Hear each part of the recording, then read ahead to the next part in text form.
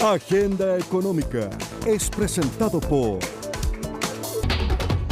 Grant Thornton, Local Field Global Team. Te pillé. No grave robos. Evítelos.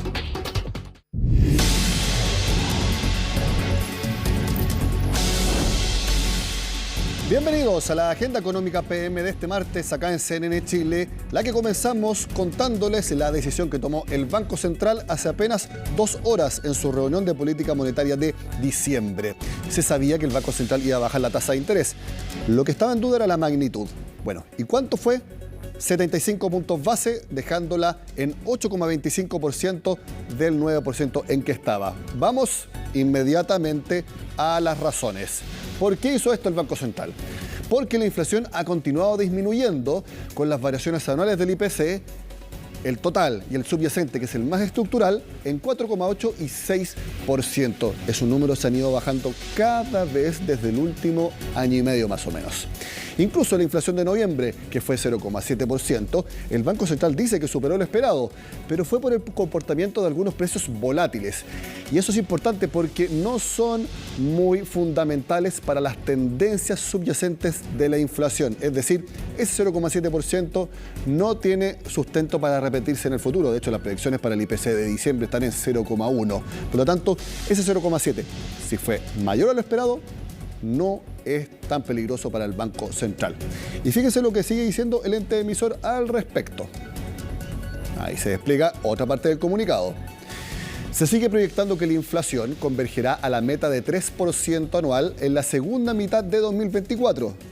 Pero la parte subyacente, que es la más estructural, ese 3% acumulado en los últimos 12 meses va a ser antes. Por lo tanto, la meta del Banco Central se adelanta de acuerdo a las últimas proyecciones. Otra razón fundamental de por qué el Banco Central bajó la tasa de interés en 75 puntos fue la siguiente y tiene que ver con la política monetaria de Estados Unidos. Fijémonos. En el escenario internacional, la inflación también ha continuado descendiendo y las perspectivas de política monetaria han tendido a relajarse, particularmente en Estados Unidos. ¿Qué significa esto? Que el Banco Central ya dijo que no va a seguir subiendo la tasa de interés y próximamente la va a empezar a bajar.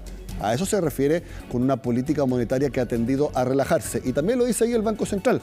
Las tasas de interés de largo plazo en Estados Unidos y que impactan en las de todo el mundo están algo por debajo de 4%. Y este descenso se da en distintos mercados. Estas son las razones fundamentales por las que el Banco Central bajó en 75 puntos base la tasa de interés. Recordemos cómo ha sido la evolución de la TPM en el último tiempo. Nos vamos a concentrar en 2023 nada más. Fíjense cómo se ha mantenido en 11,25. Aquí ustedes dirán, ¿pero cómo? ¿Faltan meses en el año? Sí, porque no hay reunión de política monetaria en todos los meses, ¿ok? Recordemos que en junio fue la última vez que se mantuvo en 11,25%. Bajó en 100 puntos base a 10,25 en julio. 75 puntos base de baja en septiembre a 9,5% y se bajó en 50 puntos base en octubre en 9%. Cada vez el Banco Central fue disminuyendo la magnitud del recorte de tasas, pero ahora, al bajarla a 8,25%, lo vuelve a aumentar la magnitud del recorte de tasas. Repasémoslo nuevamente. De 11,25 a 10,25, 100 puntos base. De 10,25 a 9,50, 75 puntos. De 9,5 a 9%, 50 puntos base. Y ahora vuelve a bajarlo 75 puntos base. El Banco Central está mucho más tranquilo con el descenso de las presiones inflacionarias por las razones que yo les acabo de comentar. Y también, por lo mismo, cambió el sesgo. ¿Qué es el sesgo? Que es el mensaje que da el Banco Central respecto a los futuros movimientos de la tasa de interés. En la anterior reunión, el sesgo fue neutral. El Banco Central no dijo lo que iba a hacer más adelante. Bueno, cambió en la reunión de hoy. Y este es el sesgo que tiene para los próximos meses. Fíjense. El Consejo considera que, en línea con el escenario central del IPOM de diciembre, que se publica mañana temprano, la convergencia de la inflación a la meta, que es 3% anual, requerirá nuevos recortes de la tasa de interés. Textual, el banco va a seguir bajando la tasa de interés. La magnitud y temporalidad dependerá de la evolución del escenario macro y sus implicancias para la trayectoria de la inflación.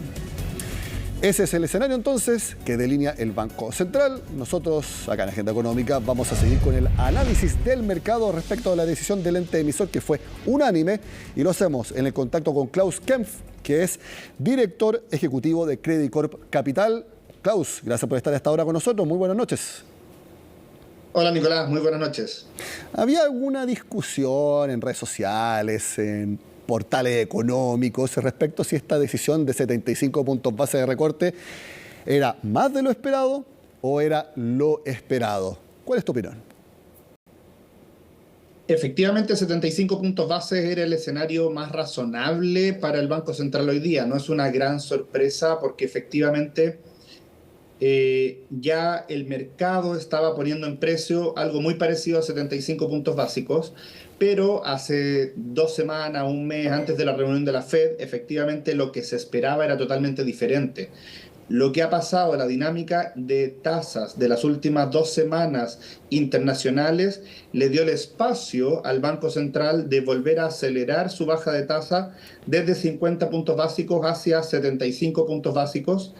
Y si tal vez no hubiéramos tenido el dato de inflación que nos sorprendió al alza, también a comienzo de diciembre, podríamos haber visto incluso una baja de 100 puntos básicos. Muy interesante porque el Banco Central siempre dice: las decisiones de política monetaria dependen de los datos que vayamos conociendo. Y tal como tú dices, cuando se conoció el 0,7% de IPC en noviembre, se encendieron algunas sirenas, no digo alarmas, sino que algunos aspectos que había que tomar en cuenta. Sin embargo, con la decisión de la Fed de Estados Unidos de mantener la tasa de interés y de dar a entender que no la va a seguir subiendo y que en algunos meses más la empezará a bajar, eso entonces produjo el efecto contrario y volvió, yo creo, al escenario que había hasta antes del IPC de noviembre. Es interesante, Nicolás, porque efectivamente antes del dato de inflación y de la Fed, yo pensaba que podían bajar 100 puntos la tasa. 75 era el escenario más probable. Después de que sale el dato de inflación, esto pasa de alguna forma a ser más difícil y uno empieza a pensar que la discusión iba a ser entre 50 y 75, pero la Fed termina siendo mucho más dovish, que eso significa que termina siendo mucho más laxa o apuntando a menores tasas de interés. Y por lo mismo, el Banco Central se ajusta a lo que ya veníamos viendo de una inflación a la baja en Estados Unidos, una inflación core en Chile que también viene a la baja y a expectativas de crecimiento que son bastante magras para el próximo año. Si bien hay una reaceleración del crecimiento, claro, reacelerar desde el cero es relativamente fácil, pero todavía hay holguras importantes en el mercado laboral que permiten, de alguna forma, reducir la tasa de política monetaria. Yo quería recalcar también que, dado que la inflación ha venido bajando en Chile, el hecho de que el Banco Central baje la tasa no genera un cambio en la tasa real. La tasa real es la resta entre la tasa de política monetaria del Banco Central y la inflación. Entonces, como la inflación va bajando y la tasa de política monetaria va bajando, de alguna forma eso se traduce en una tasa real que sigue siendo exactamente la misma. Y para muchos proyectos esta es la tasa relevante. Entonces, bajando de a 75 puntos básicos, efectivamente el Banco Central relaja su política monetaria, pero no está haciendo un cambio completo. Lo que vamos a ver es que en abril, la inflación de los últimos 12 meses, que llega hasta marzo-abril, ya va a ser 3%, y la tasa de política monetaria todavía va a estar más arriba.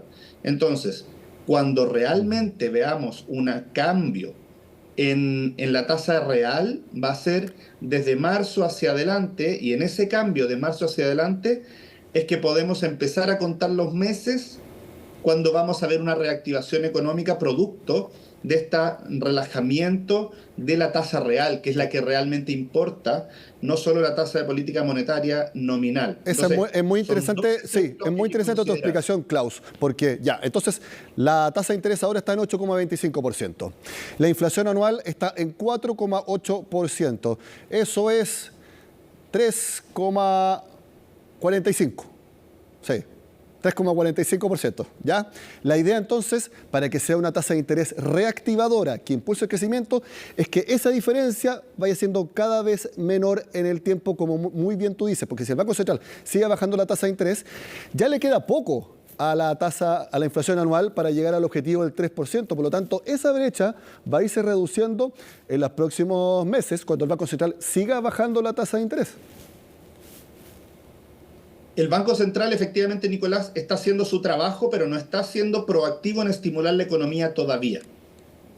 Si uno, para ver una proactividad, uno debería ver una tasa de política monetaria real bajando más rápido, más que la inflación. Y lo que vamos a ver va a ser durante un primer trimestre en donde el Banco Central probablemente va a bajar en línea con la inflación, entendiendo que estamos en un escenario todavía cauto, que venimos de un escenario inflacionario importante y que un brote inflacionario sería negativo para el largo plazo. Entonces el Banco Central está haciendo algo cauto en ese sentido, pero si uno lo pensara en el largo plazo, Chile necesita una tasa real más baja. A fin de año nosotros estamos esperando que la tasa de política monetaria llegue a algo como 5%, que es el espacio que también le da la Fed, porque nosotros creemos que es difícil que la tasa de política monetaria en Chile pase por debajo de la tasa de política monetaria de la Fed, a pesar de que en Chile necesitamos más estímulo porque nuestra economía está más débil. Sí, mi última pregunta, que nos queda poco tiempo. Si entonces la tasa de interés llega a 5% a final de 2024, las proyecciones indican que el IPC de diciembre va a ser 2,9 o 3%, es una tasa real de 2%. ¿Eso es una tasa reactivadora? Es una tasa que en el margen reactiva, pero creemos que el Banco Central tiene que ser más proactivo y bajar la tasa un poco más rápido para poder reactivar realmente la economía, y eso le da bastante espacio para que invertir más largo que el depósito a plazo sea una buena decisión hoy día.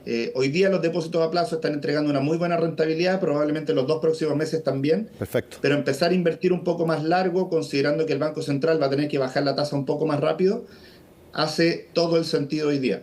Klaus Kempf, Executive Director de Credit Corp Capital. Gracias por estar con nosotros en Agenda Económica. Que esté muy bien. Muchas gracias, Nicolás. Que esté muy bien. Hacemos la pausa y al regreso les contamos de la polémica del momento en la reforma de pensiones.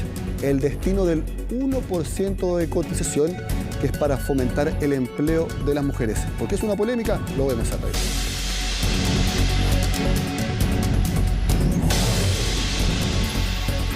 ¿Quieren saber por qué se está criticando al 1% de cotización extra que iría a fomentar el empleo femenino? Eso lo cuenta Francisca Vagamondes y Orlando Silva. Preferiría que fuera a mi cuenta el total. Que ese 6% vaya a un fondo común. Debiera irse el fondo 3.3. Que se vaya a las cuentas de cada persona. Hay de todo. Las opiniones sobre el destino del 6% de cotización extra para la reforma previsional han estado marcadas por la división y no solo en el mundo político. Luego de conocerse que el gobierno presentará indicaciones en la materia, los jubilados y futuros jubilados también definen sus posturas. Yo creo que debe ir a un sistema de reparto, que la cotización individual no satisface las necesidades que tienen las personas. Este aumento que se está discutiendo debería ir al fondo de capitalización individual de cada cotizante. Yo no estoy de acuerdo con el 1, 2, 3, esto de que tus cotizaciones sirvan para financiar otros planes como era el Sala Cuna y todo eso demás.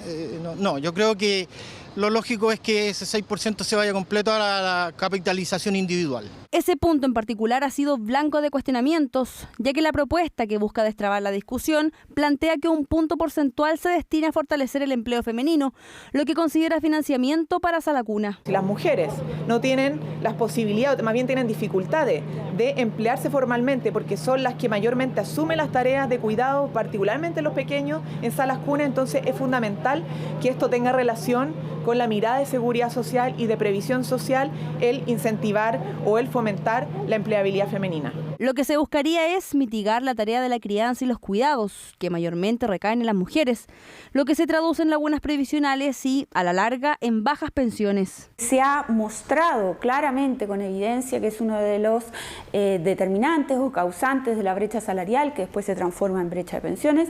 Entonces, esto parece ser más claro y es un tema que ha estado en proyectos de ley en el Congreso y que nunca se ha podido avanzar. Por otra parte, que ese 1% claramente vaya a reducir, eliminar diferencias que se deben a diferente expectativa de vida entre mujeres y hombres, también parece razonable. Los cuestionamientos apuntan a una falta de foco por parte del Ejecutivo, además de que se ha señalado que este punto no se tocó en los diálogos de la mesa técnica que convocó el gobierno por la reforma. El 1 que va a mujeres es solidaridad. Seguimos con la distribución 4.2, pero ahora es mucho más grave, en el sentido de que la verdad que se pierde un poco el foco. Yo no sé si estamos haciendo una reforma de pensiones o prácticamente a través de la reforma de pensiones estamos tratando de hacer una reforma tributaria. ¿En algún momento estuvo sobre la mesa una idea como esta que se haya discutido con ustedes, por ejemplo? No, y si hubiese salido hubiésemos dicho, estamos hablando otro proyecto de ley. A mí me extraña que el gobierno haga un desconocimiento de los principios de seguridad social. Yo no sé qué tiene que ver, ¿cierto?, el pagar sala cuna con obtener una mejor pensión futura. El punto que usted me pregunta de la sala cuna universal jamás estuvo en la conversación. Puntos que la ministra Janet Jara salió a aclarar, aun cuando las indicaciones no se han presentado oficialmente. Pero nos parece muy importante que cuando se señala reiteradamente que hay que fortalecer la empleabilidad de las mujeres, mejorar las pensiones de las mujeres, se avancen en instrumentos que realmente puedan apuntar a la centralidad del problema. Y una de ellas es precisamente la baja inserción laboral de las mujeres con motivo de las tareas de cuidado que les asisten. Estos cambios no son unilaterales, son fruto de extensos diálogos que hemos tenido durante meses con distintos actores de la oposición, del oficialismo, del mundo de los empleadores, empleadoras y también del mundo del trabajo. Hemos logrado recoger estos elementos y con eso vamos a ingresar las indicaciones. Consideramos que es momento de tramitar, ¿ah? Y si hay diferencias y otras propuestas que se presentan en el trámite legislativo, ¿no? Pero ya pongamos manos a la obra. Llamado que el Ejecutivo vuelve a reiterar para destrabar uno de sus más emblemáticos proyectos. En vez de terminar con algo que divide, mejor con algo que una. Innovaciones sustentables para, por ejemplo, reutilizar aguas grises y envases de yogur que después de comer el yogur no queden en un basural. Eso nos cuenta Moira Castillo. Un jardín sustentable y una planta de reutilización de aguas grises. Una combinación que suena perfecta en medio del combate al cambio climático y a la sequía que aún golpea a Chile. Por ejemplo, esta apuesta que lidera Camila Cárdenas reutiliza el 100% del agua de lavamanos y duchas del Mall Portal La Dehesa. También permite regar hasta 4.270 metros cuadrados, gracias a la tecnología de biofiltro, reutilizando 10.000 litros de agua al día. Todas esas aguas vienen, se acumulan en las tuberías que tenemos acá arriba. Y estas tuberías traen las aguas y las acumulamos acá. Estos 3 estanques son los que contienen a los microorganismos yaku. Van a purificar el agua muy parecido a un compost del agua. Y al día siguiente estos 3 estanques se vacían por completo gracias a la acción de estas bombas. Y luego se acumulan en estos 3 estanques que tenemos acá, que son los estanques acumuladores del agua. En el proceso también vamos clorando el agua para cumplir con los niveles de desinfección. Ella pudo implementar su tecnología gracias a la iniciativa de Cencosud Shopping, que llamó a startups que hicieran propuestas sustentables para sus centros comerciales. Esta que vemos ganó el Premio Innovación Social 2023, organizado por la Cámara Chilena del Rubro. Nosotros partimos con este proyecto piloto en abril de este año, donde además se iba haciendo sinérgicamente todo el recambio de los jardines, que antes solamente eran con pasto, y hoy día tienen estos jardines secos o jardines sustentables. Y estos 300.000 litros mensuales de agua que se están reutilizando para el riego, finalmente se traduce en un 30% menos de utilización de agua potable dentro de estos últimos años. Este año, la Cámara de Centros Comerciales distinguió a las empresas que delinearon la hoja de sostenibilidad del sector al 2030, teniendo como eje los objetivos de desarrollo sostenible y su impacto en la comunidad. Integrar el medio ambiente es la nueva fórmula para conseguir alianzas estratégicas y tener una economía circular. Este año entregamos por 5º año consecutivo el premio a la innovación social de los centros comerciales. En esta ocasión tuvimos 3 ganadores, el primero por el tratamiento de aguas grises y dándoles un segundo uso para jardinería. Estos premios reconocen la trayectoria que tienen los centros comerciales en su conjunto, en el desarrollo sostenible, en trabajar con sus comunidades y aportar así al entorno. Otra iniciativa que apuesta por el reciclaje es Sonrisa Circular de Soprole, que reutiliza el plástico PVC de los potes de yogur para convertirlos en cajas de distribución de la empresa. Esto en el marco de la Ley de Responsabilidad Extendida del Productor, pionera en reciclaje a nivel regional. En Chile tenemos una gran ventaja y es que la ley REP es una de las pocas en el mundo que incorpora al ecodiseño como un atributo importante. Y a partir de eso entonces se genera la oportunidad de poder incorporar modelos de economía circular atendiendo a las metas de recolección y valorización que tienen las mismas marcas. En la planta de Logipack se inyecta el material molido, pasa por una cámara de refrigeración y solidifica el molde. De esta forma, la máquina procesa 1.7 toneladas de plástico y se traduce en 3.456 cajas diarias. Creamos una solución para poder reciclar el envase de yogur individual y poder inyectarlo en una caja como la que se está viendo aquí atrás mío y poder utilizarla entonces de manera circular a través de sus características de reutilización y trazabilidad para poder entonces incorporar material reciclado en un producto que tiene una vida útil un poco más larga.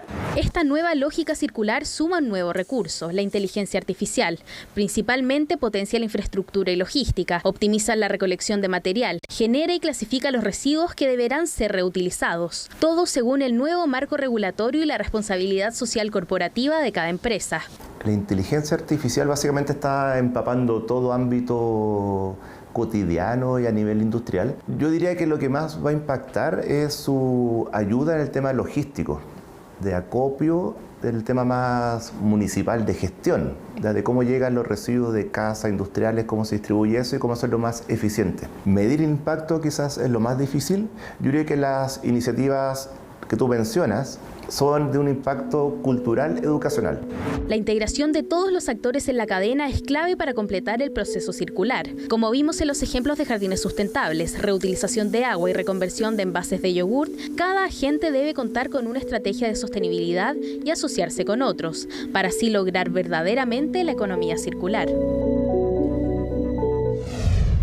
Con estas espectaculares iniciativas terminamos la agenda económica de este martes, la de mañana dedicada a analizar el informe de política monetaria del Banco Central. Sigan con nosotros acá en CNN Chile, ya viene CNN Prime, Mónica Rincón está acá con un espectacular traje lavanda. ¿Quieren verlo? Quédense acá con nosotros.